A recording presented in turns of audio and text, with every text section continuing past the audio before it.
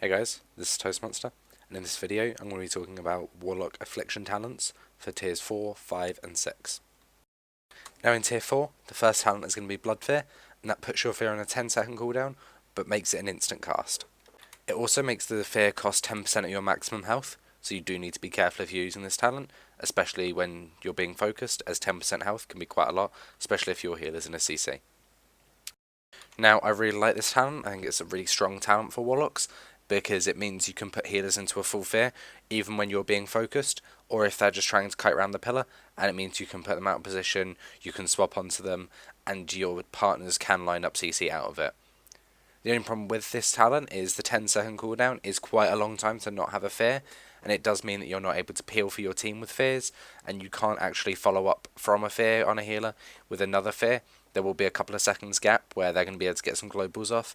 So if you really want the long CC chains where they can't play their characters, you are going to need to follow up with a blanket or something, and that does mean that your DRs are slightly not maximised not efficiently, and it's just going to overall the healers are going to be able to get some globals off because you're not always going to be able to line up CC. But overall, the 8-second instant CC is really annoying for healers because they're not going to be able to line of sight it, and it does mean you can force Shaman's Tremor Totem really easily. And if you're using Howler Terror, you can follow up with another fear onto a Shaman, for example. Now, the next talent that is available is Burning Rush, and that drains 4% of your maximum health per second, but gives you a 50% movement speed, and this lasts until cancelled. Now, I don't really like this talent too much because 4% of your health a second is a lot, and there's not really too many situations where you're going to be able to kite and have a freedom unless you're not against a team like a mage where they're just going to spell steal a freedom if you got one from a paladin, for example.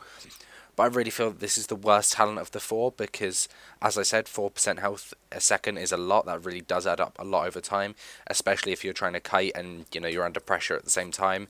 That's not really going to be helping the situation. Plus, I feel like this talent is kind of covered by Soulburn Portal, because if you do that, it gives you a freedom and the 50-second sprint. Now, the final talent in this tier is Unbound Will, and this acts as a trinket on a 1-minute cooldown, but also costs 20% of your maximum health, but in addition, it does purge all magic effects.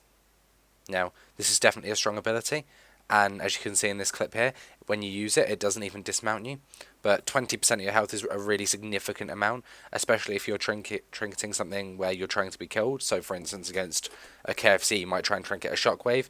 20% of your health is going to be a huge amount there that you can't really afford in that burst. And also, the purging all magic effects, that's really harmful against Affliction Warlocks, because if you have an unstable affliction against yourself, and you then use this to trinket, you actually do dispel UA, so you get the damage and the silence, unless they're using the glyph, in which case you take twice the damage from the dispel. Now, overall with this tier, I really think Blood Fear is the strongest talent, and I never really changed that. Burning Rush, I would say, is next to useless, because you can just soul burn and use your portal to cover that, and it doesn't act as a freedom in itself, so you can't really use it as that to remove effects. And as I've said, Unbound Will, 20% of your health is a huge amount, even though it is a trinket on a 1-minute cooldown.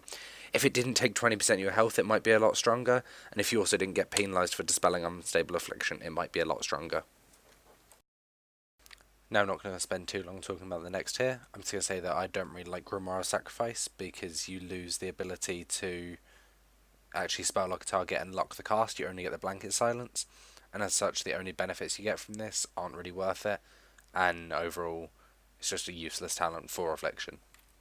The next talent you can have is Grimoire of Service, and I'm not really too big a fan of this either because it doesn't really burst that much, and I haven't actually been able to get the second spell lock to work.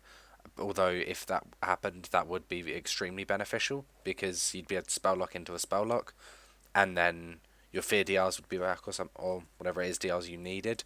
But as it is, I can't get that to work. So I think the only really viable talent here is going to be Grimoire of Supremacy, which turns your Fell Hunter into an observer, like you see on screen now, and that does 20% more damage, and the Devour magic on it is actually a spell steal, so that if you devour a hot or a shield or things like that, your pet will actually get them, and it also heals your pet slightly, which means that if teams are going to heal your pet, you're just going to be healing it ever slightly, so you might out heal a dot on it or things like that.